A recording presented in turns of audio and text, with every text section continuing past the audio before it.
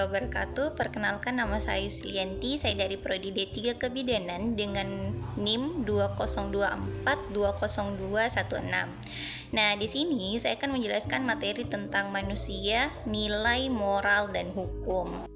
Materi pembelajaran pada hari ini yang pertama, hakikat, fungsi, perwujudan nilai, moral, dan hukum. Yang kedua, keadilan, ketertiban, dan kesejahteraan. Yang ketiga, problematika nilai, moral, dan hukum dalam masyarakat dan negara. Kata kuncinya yaitu nilai, norma, moral, hukum, dan keadilan. Nah, hakikat, fungsi, dan perwujudan nilai, moral, dan hukum. Sebelum kita masuk pada materi, sebelumnya teman-teman tahu nggak sih apa artinya hakikat dan apa artinya hakikat manusia? Nah, hakikat adalah kebenaran yang merujuk pada inti atau esensi yang sebenarnya dari sesuatu, yaitu sifat atau keadaan yang mendasari dan tidak tampak secara langsung. Sedangkan manusia adalah makhluk hidup yang merupakan makhluk sosial.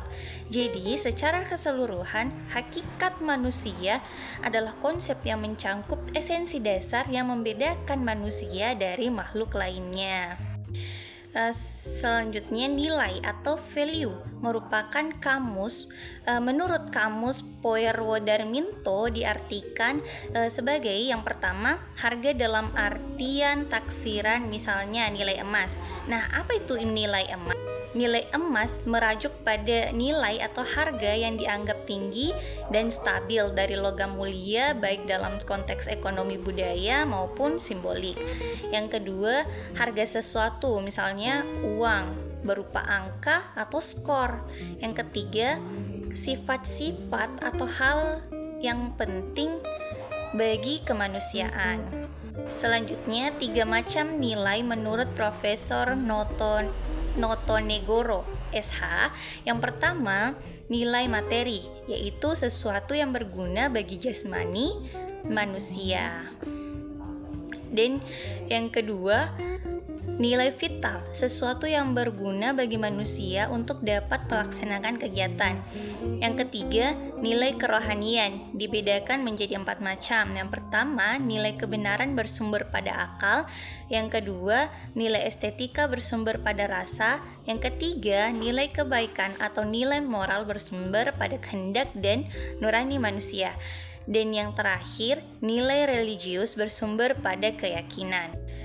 Nah, dari 3 macam nilai tadi, kita dapat menarik kesimpulan bahwa sesuatu dianggap bernilai apabila itu memiliki sifat menyenangkan, berguna, memuaskan, menguntungkan, menarik, dan keyakinan. Nah, fungsi nilai sendiri itu sebagai daya dorong manusia untuk berbuat. Nah, selanjutnya moral. Dalam bahasa Latin, moral berarti adat, kebiasaan. Dalam bahasa Indonesia, moral diartikan sebagai akhlak atau kesusilaan yang maknanya tata tertib batin atau tata tertib hati nurani yang menjadi pembimbing tingkah laku manusia. Jadi, moral dapat dipersamakan dengan etika, etik, akhlak, kesusilaan, dan budi pekerti. Nah, apa sih pentingnya dan tujuan moral? Yang pertama, pentingnya moral karena moral menjadi pedoman dalam menentukan tindakan yang benar dan salah. Alasan mengapa moral penting yaitu membangun kehidupan sosial yang harmonis, menjaga keadilan dan mendorong tanggung jawab, serta meningkatkan kesejahteraan. Tujuan moral adalah untuk mengarahkan perilaku manusia agar sesuai dengan nilai-nilai kebenaran, kebaikan, dan keadilan. Nah, selanjutnya yaitu norma. Norma atau kaidah adalah ketentuan-ketentuan yang menjadi pedoman dan panduan dalam bertingkah laku di kehidupan masyarakat. Norma berisi anjuran untuk berbuat baik dan larangan untuk berbuat buruk. Norma adalah kaidah, ketentuan, aturan, kriteria dalam berbuat untuk membuat masyarakat, untuk membentuk masyarakat yang tertib dan teratur. Apa sih pentingnya norma dan tujuan norma itu sendiri? Nah, kalau pentingnya norma sangat penting karena berfungsi sebagai aturan atau pedoman yang mengatur perilaku dalam masyarakat. Sedangkan tujuan norma sendiri itu adalah untuk mengatur perilaku individu dalam masyarakat agar tercipta ketertiban, keharmonisan, dan keadilan. Nah, selanjutnya ada empat macam norma di masyarakat. Yang pertama, norma agama, norma moral atau kesusilaan. Yang ketiga, norma kesopanan. Yang keempat, norma hukum. Nah, apa yang dimaksud dengan norma agama?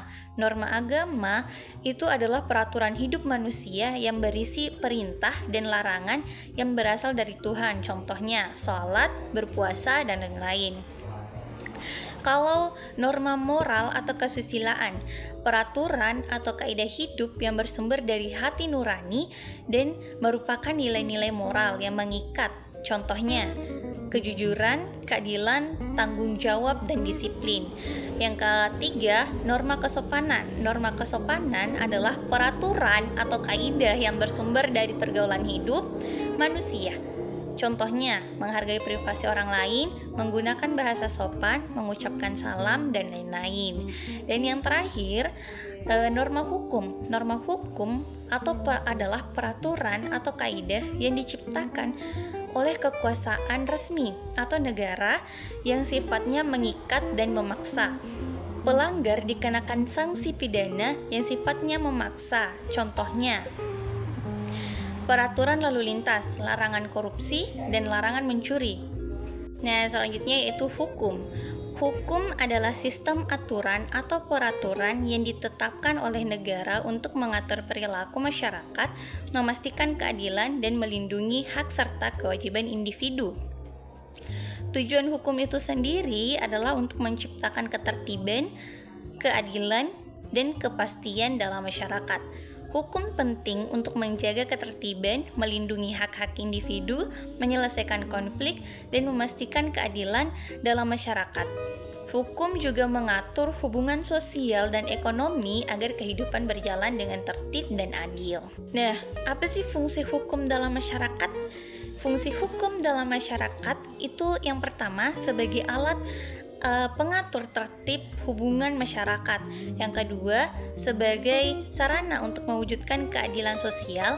Yang ketiga, sebagai penggerak pembangunan. Dan yang keempat, fungsi kritis hukum. Masuk pada materi selanjutnya yaitu keadilan. Keadilan berasal dari bahasa Arab yang artinya tengah. Keadilan berarti menempatkan sesuatu di tengah-tengah, tidak berat sebelah atau menempatkan sesuatu pada tempatnya. Keadilan merupakan prinsip dalam tujuan suatu negara. Keadilan bertujuan untuk menciptakan keseimbangan dan kesetaraan, memastikan hak setiap individu dihormati. Ini penting untuk menjaga stabilitas sosial, mencegah penindasan, dan membangun kepercayaan sehingga tercipta harmoni dan kedamaian dalam masyarakat. Nah, kita masuk kepada kesimpulan. Kesimpulannya, nilai moral dan hukum saling terkait dalam membantu perilaku manusia. Nilai moral berkaitan dengan prinsip kebaikan yang diyakini secara pribadi atau sosial, sedangkan hukum berfungsi untuk mengatur dan menegakkan norma yang diterima secara luas. Keduanya penting untuk menciptakan masyarakat yang adil dan tertib, di mana individu bertindak sesuai dengan norma moral hukum berlaku demi kesejahteraan bersama. Sekian materi yang saya dapat sampaikan pada hari ini. Sekian dan terima kasih. Jika ada yang ingin dipertanyakan atau kurang jelas, silahkan diketik kolom komentar di bawah. Dan jika ingin ada yang ditambahkan, saya menerimanya dengan sangat-sangat terbuka. Sekian dari saya. Wassalamualaikum warahmatullahi wabarakatuh.